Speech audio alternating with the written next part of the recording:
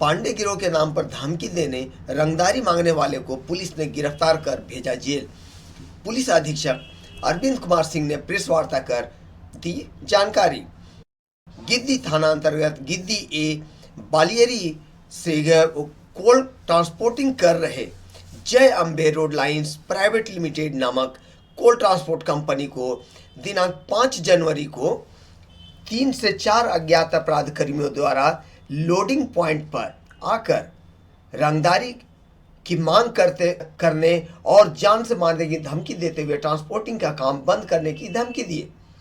इस संबंध में ट्रांसपोर्टिंग कंपनी याज प्रदीप नारायण के लिखित प्रतिवेदन के आधार पर 3-4 अज्ञात अपराध कर्मियों के विरुद्ध गिद्दी थाना कांड संख्या 01/24 में कांड अंकित कर अनुसंधान प्रारंभ किया गया। अनुसंधान के क्रम में सीसीटीवी फुटेज में कैद अपराध कर्मियों के बारे में ट्रांसपोर्ट कंपनी के इंचार्ज को दिखाते हुए उसकी पहचान करने का प्रयास किया गया।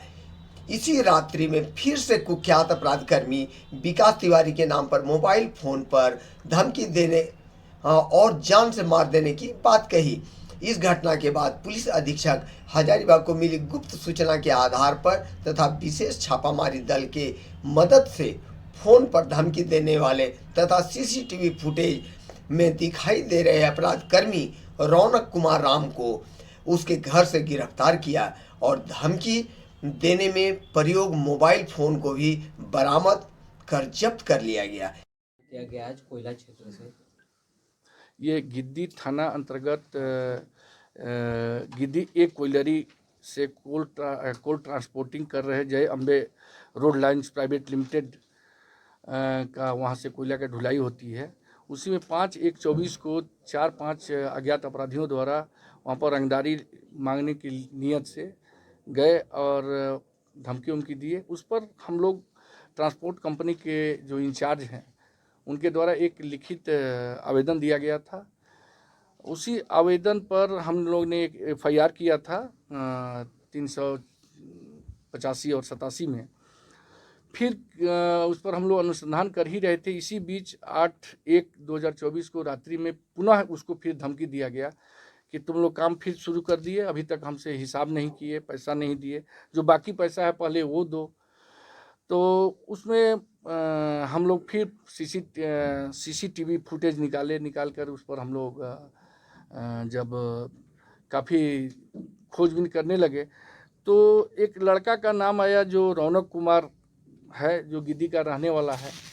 तो उसको हम लोग उठा लिए। उठाने के बाद उसकी पहचान करवाया गया। पहचान हुई उसके इसके द्वारा जो ट्रांसपोर्ट कंपनी के इंचार्ज हैं उनके द्वारा बताया गया कि नहीं यही लड़का था, उस रात में भी धमकी दिया था। उसके बाद उससे जब पूछताछ की गई तो उन्होंने कई कांडों में अपने संलिप्तता को स्वीकार किया।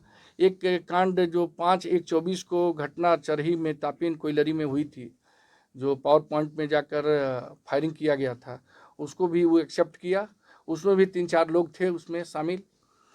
और फिर ये एक कुछ दिन पहले 155-23 मैंने नवंबर में एक केस हुआ था, उसमें भी ये शामिल था। वो भी सेम केस था, रंगदारी का ही केस था, उसमें भी ये शामिल था। और ये अपने आप को विकास तिवारी गैंग का बता रहा है, यानी पांडे ग्रुप का। इसमें 3-4 आदमी है, इनका काम बस वही है धमका के कुछ ले लेना, कुछ पैसे ले लेना। सर, कोयला ट्रांसपोर्टिंग का जो क्षेत्र है उसको ही लोग टारगेट करते हैं, सर प्रतीत होता है पुराने मामलों को देखते हुए।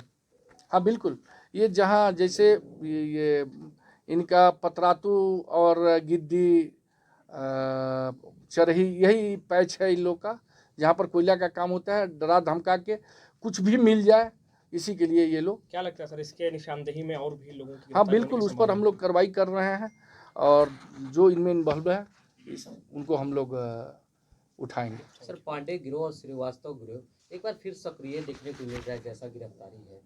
नहीं, ऐसा नहीं, उसके कुछ गुर्गे हैं जो चलते रहता है, अरेस्टिंग भी चलते रहती है, होती है अरेस्टिंग, जो भी इस टाइप के घटना में शामिल होते हैं हम लोग करते भी हैं।